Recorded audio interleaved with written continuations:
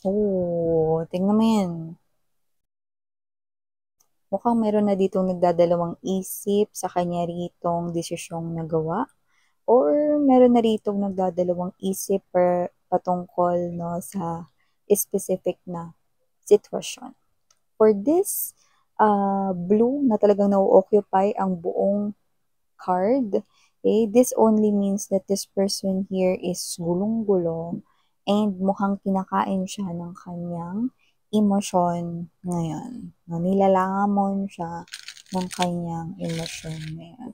Kasi kapag kanilaman ka ng emosyon mo, ano mangyayari? Hindi ka totally makakapag-isip ng tama-tama, di ba? And also, okay, nandoon din yung energy na parang ah, dahil mataas yung emosyon mo, mukhang meron kang bagay na gustong mangyari, tas gusto mo mangyari yun agad-agad. Diba? May ganong klase na energy. So, ganun yung tinataglay niya, no? From the looks of it. So, let us see more. Gather more informations about this. Okay, ha. Alam mo, mga babes, no? Kung sino man to, na I'm getting that, hold on tight. You know, she's a little bit dangerous, you know. She's a little bit dangerous, no? Tingnan natin kaya ganun.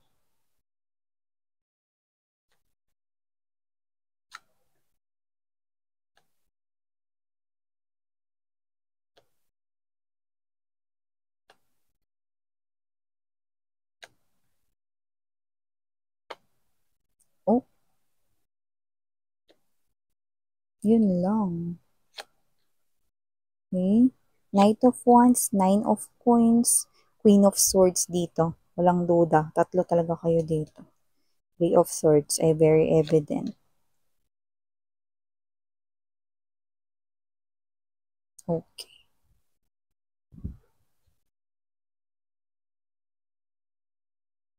Ayan. Parang may penitensyong nangyayari dito. So, yan mga babes, no? Wala tayo dito gender, babae, lalaki, LGBT, lahat welcome. And hi sa ating mga bagong viewers. Ako po si Yan, welcome here. At sa ating mga returning tambayers, thank you sa inyong walang sawang pagtambay. And of course, no, just take only what resonates. And kung hindi niyo pa knows, meron pa po tayong main channel, ang The High Priestess. Kaya kung interesado kayo, click lamang yung link na yan at mariredirect na rin kayo doon. Nag-upload din tayo araw-araw ng collective readings at kung hanap ninyo ay reading per zodiac sign, meron din doon mga bibs. At yun nga, no, timeless ito. Pwedeng nangyari na sa iba nangyayari na ngayon at sa iba ay mangyayari pa lang. Kaya naman just take only what resonates. And, syempre, huwag niyo kalimutan, may free will kayo na free niyong gamitin anytime, anywhere. So, alam mo, from the looks of this one, just this here, okay, I'm seeing paper, I'm seeing a pen, and a paper. Yan, no? Apple pen. Kumanta. Yan, no? LSS kayo dati dun. No? Ako dun eh. So, yun yung mga babes, no? Pen and paper is what I'm seeing right here. Ano to? Nagkakapirmahan na rito mga babes, no? Pero meron ditong ayaw. Yan, no? So, it's either nagkakapirmahan ng literal, like pwedeng yun ay marriage contract, or let's say agreement or pinagkasundo, no? Pagkakasundo. Pero dito ay yung isa ay posibleng labag sa kanyang loob, no? So we have here this Four of Cups energy, pagtanggi, rejection, no? And it looks like there's a three energy, no? Three energies, I mean, no? Ang nakikita natin dito with the Three of Swords. So, I'm picking up, no, na lumabas, kitang-kita naman, Knight of Wands, no? Okay? I do believe this is your energy because you are the main target of your ex-lover na posibleng sumakabilang bahay, okay? Or nakikita natin ditong napagkasundo sa iba, no? There's an agreement. Actually, nakita ko na siya yung kusang loob na sumama dun, kusang loob na nakipagkasundo dun noon, no? Pero parang may change of mind dito. Yan, nakita ko dito. So, lumalabas na kung sino dito yung single, siya yung gusto ritong balikan. So, I do believe that this is your energy. Kung sino dito yung walang partner ngayon, or kung sino dito yung wala ritong kapareha, karelasyon ngayon, no? Siya yung tinutukoy na more likely para sa kanya itong reading. Ikaw, mga babes, no? Ang main target ng iyong ex-lover, no? So, with the Knight of Wands energy, gusto ka ulit i-win back ng person na ito no matter what happened, no? Pero, kung gaano rin siya ka-eager na i-win back ka rito, okay, very eager din itong Queen of Swords na lumalabas dito, no? So, nakita ko na itong Queen of Swords na to, no, either yung iba sa inyo, meron ditong clue na lumalabas, yung iba kakilala nyo pa yan, pero binackstab kayo. Yan, no? Sa likod siya, no? Patalikod niya kayo rito, no? Kung binackstab. Kaya kung sino man tong energy na to, pwedeng dati mo rin yung friend or kakilala mo dati, no? So, parang siguro dati na naghihinala pa lang kayo with your ex, no? Pwedeng kausap niyo siya, no? Pero, kumari, wala naman siguro. Pero yun pala, siya pala yun, no? Siya pala yung ahas, no? Siya pala rito yung ka-in relationship ng person mo. So, may ganun pala. So, nakita natin dito mga babes, no? Kung sino man tong energy na to, okay?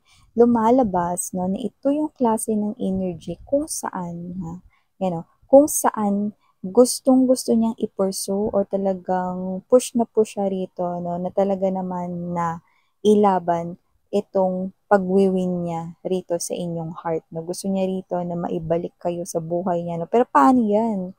Nagkapirmahan na pwedeng kasal na siya, na meron kasi lumalabas dito na pen and paper. So, pwedeng yun ay lagda ng agreement, kontrata, pagkakasundo, or nagkasundo. May ganong klase ng energy. And with the Knight of Wands, nakita ko rito na kung sino man siya, no, carry lang kahit na napagkasundo na ako sa iba or kahit nakasal na ako sa iba, babalik at babalik pa rin ako. Talaga naman. So, balak pa kayong gawin na mistress nitong ex ninyo, Pero, sa nakikita ko rito, gusto niya talagang magbalik sa inyo. Decidido talaga siyang i-win ba kayo rito. Pero, hindi maganda tingnan kasi yung iba sa kanila kasal na, no? Pero, gustong magbalik sa inyo, no? Pero, hindi ito magiging madali for him or her kasi hindi ko nakikitang basta-basta lang siya pakakawalan nung isa. Ayan o. Okay. Okay, the Queen of Swords. So, kasi naman tong energy na to, no, nakikita natin dito, no, that this person right here with the Eight of Cups energy, Two of Wands, this person here is walking away from a connection to move towards you guys. Okay, so nakikita ko rito na merong iiwanan para makapunta or makabalik sa isa. At nung sinabi kong desidido, look at that, 'di ba? The Eight of Coins. This person is willing to work on this. This person here is willing to move forward kahit na masaktan niya na yung third party, wala na siyang pakialam dito. Okay? So nakita ko rito na parang yung person mo, parang ewan ko kung nakasanayan niya ba talagang ganyan o ugali na talaga niya. Parang wala talaga siyang pakialam sa feelings ng iba, no? Pero, yan din yung una niyang pinili dati. 'Di ba? Nung iniwan niya kayo. Tapos ngayon naman, gusto niyang bumalik sa inyo, wala naman siyang pakundangan, iiwan niya ngayon yung third party. So, nakita natin dito that with this Three of Cups energy, Seven of Cups, and the Three of Pentacles, no? Nakita ko siya rito, kahit pigilan pa siya rito na sibat, kahit naharangan pa siya rito mga babes ng kahit na ano, mga kamag-anakan na itong third party or whatever. Okay? Nakikita kong gustong-gusto niya pa rin ang reunion here with you. So, nakikita ko dito mga babes, kung sino man siya, buo na yung loob niya ngayon. Despite of all the things na nangyayari sa kanyang life ngayon. Okay? Parang sa'yo pa siya mas nakakakita ng kaliwanagan. No? So, parang, alam mo yung ano, alam mo yung energy niya, yung parang kahit nakaupo siya pagod, ganong klase ng energy. Parang kahit nakarelax lang siya, walang ginagawa, pagod yung energy. Kasi nga, this person here keeps on thinking and thinking and thinking. Nakakapagod mag-isip, diba? So, kasi naman tong energy na to, napagod na yung isip niya rito kasi dalawa yung gusto niyang gawin, no? Ang mapawalang bisa ang agreement na yan, mapakontrata man yan, marriage contract or isang kasunduan dito, no? May ganun. At yung isa naman is yung i-win back ka dito kasi paano nga, Yung iba pa sa kanila hindi sila sure kung meron ka na ka in relationship dito, pero hindi yun importante sa kanila na talaga naman.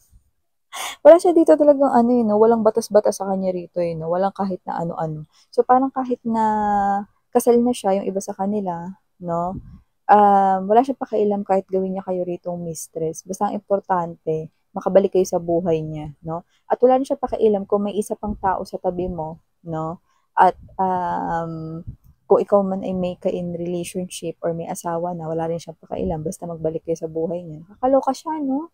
So, ano 'to, mukhang kailangan niya ng penitensya dito. Kailangan niya magnilay-nilay.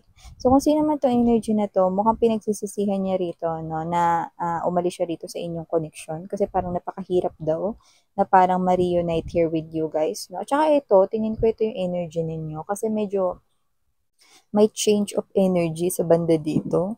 So, we have here the Seven of Pentacles to the Three of Pentacles, no?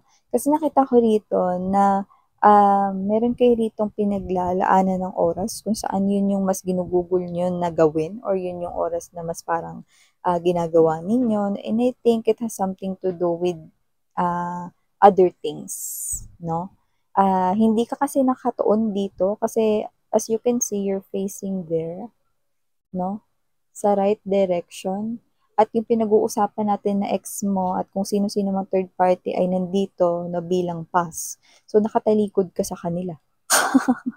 In short, mas nagpe-pay attention ka rito, pwedeng sa trabaho mo or sa pag-create dito ng mas stability, no, sa'yo. Pwedeng sa trabaho, negosyo, connection with your friends, with your colleagues, with your future spouse, kung meron ka man ka-in relationship or may nagugustuhan, no, sa ano ka, ibang bagay ka nakatingin, hindi rito sa yung behind the back.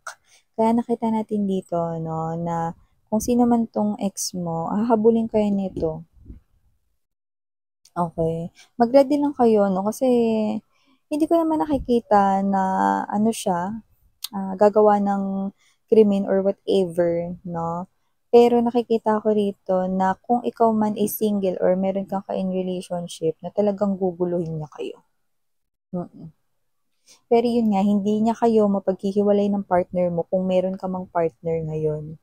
Mas lalo pa kamo kayong titibay, no, na dalawa kung meron kang ka-partner ngayon. Kung ikaw naman ay single at ginugulo ka niya rito, nakikita ko naman dito mga babes, no, na as in, hindi ka masyado maapektuhan, kung sakali man ha, na yung panggugulo niya, example, araw-araw, no, pinupuntahan ka niya, babalik-balikan ka niya rito, hindi ka na ganun ka-affected.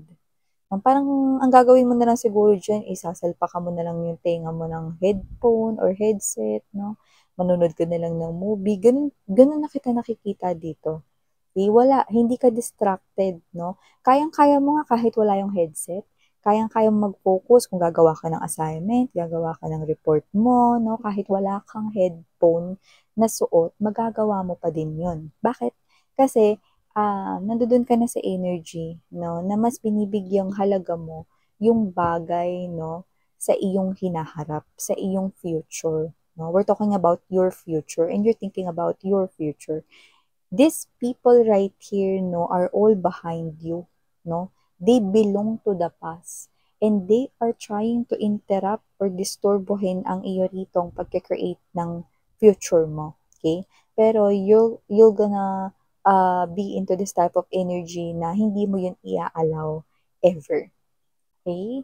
So, ganun natin ito nakikita. Pero yun nga, no? Kahit nagkakapirmahan na rito or nagkapirmahan na rito, iwi-win ba ka pa rin daw niya.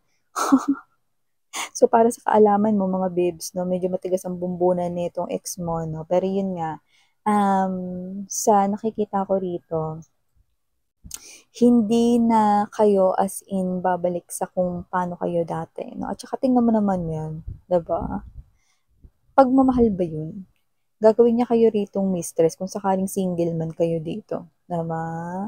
Isipin mo yun, kung kasal na siya, tapos i-wi-win back niya kayo dito, 'di ba parang di nag-iisip, parang syunga lang. Kaya kung sino naman 'tong energy na 'to na parang baluktot yung ano niya 'no, pag-iisip niya rito 'no. Makipaghiwalay siya diyan ng maayos, 'di ba? Divorce 'no, kung gusto niya talaga na maging maayos, 'to hindi yung gagawin niya kayo diyang kabit, 'di ba? Ay, ko. Hey, so ito yung mga messages right here for you guys. Again, I'm Yuriana. On me, you're connecting here with something here na parang jerk at parang sinto-sinto naman talaga to kung mag-isip dito, ha? Parang kala mo wala siyang sinto-sinto, parang crazy, no? Wala siya sa sariling katinuan dito, no? So, ganun ko siya nakikita. However, kung sino man siya, bala siya dyan. So, ito yung mga messages right here for you. Thank you so much again. I'm Yuriana on me. Parang hiyang of enlightenment.